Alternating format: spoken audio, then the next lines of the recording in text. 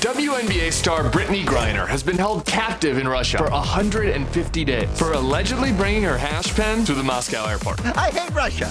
This is Not My Party.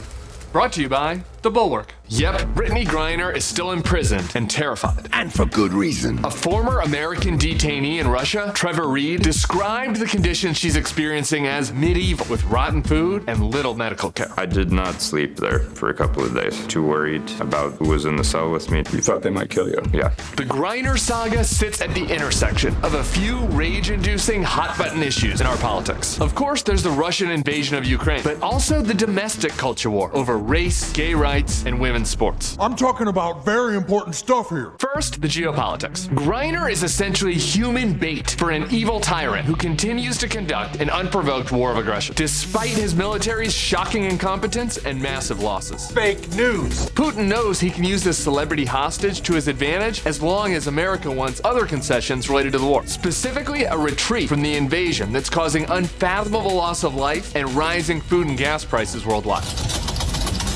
And let's be clear, a hostage is exactly what Griner is, not a legitimate prisoner. Don't kid yourself. When she was detained, she was not given consular access or other due process typically offered to foreigners charged with minor offenses. This makes her situation different from other high-profile celebrity cases, like when President Trump and Kim K helped get ASAP Rocky out of prison in Sweden. Is that real? It's all real. Kardashian diplomacy is not likely to work here, given that we're dealing with a bloodthirsty enemy desperate to grab any possible leverage. Russian media has indicated that they're aiming to trade Griner for a much bigger fish. A very bad man named Victor Bout, one of the most infamous arms dealers of all time, nicknamed the Merchant of Death. He was even the basis for a Nicolas Cage character in The Lord of War. The end of the Cold War was the beginning of the hottest time in arms dealing. The arms bazaar was open. The notion that it's reasonable to swap a harmless vape enthusiast for a dude who supplied weapons to anti-American terrorists is utterly preposterous. But it shows that Putin knows he has leverage, and Biden is mired in a very sticky situation if he wants to get Griner out. That doesn't sound great. No, it is not. Which brings us to the US politics. The rage over Griner's imprisonment is related to the fact that she's a black, gay, female athlete. Her coach lashed out recently, saying, "If it was LeBron, he'd be home, right?" That's kind of hard to argue with. For starters, LeBron would have never had to supplement his income by playing Russian hoops in the offseason like WNBA players have to. If you look at it, this is our first job. This discrepancy hits particularly hard this week as I'm taking my baby girl to her first day of basketball camp. It sucks to know that no matter how hard she works at it, she's gonna kind of be treated like she's second class. Some straight up bullshit.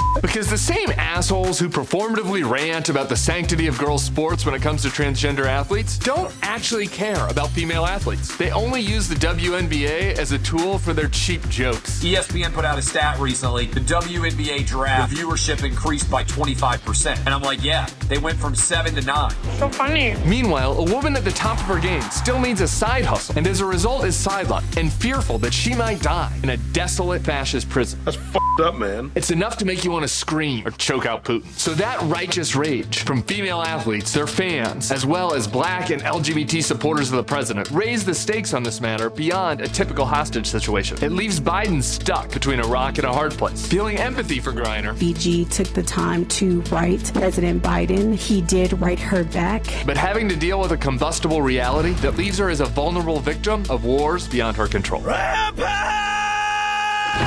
We'll see you next week for more Not My Party.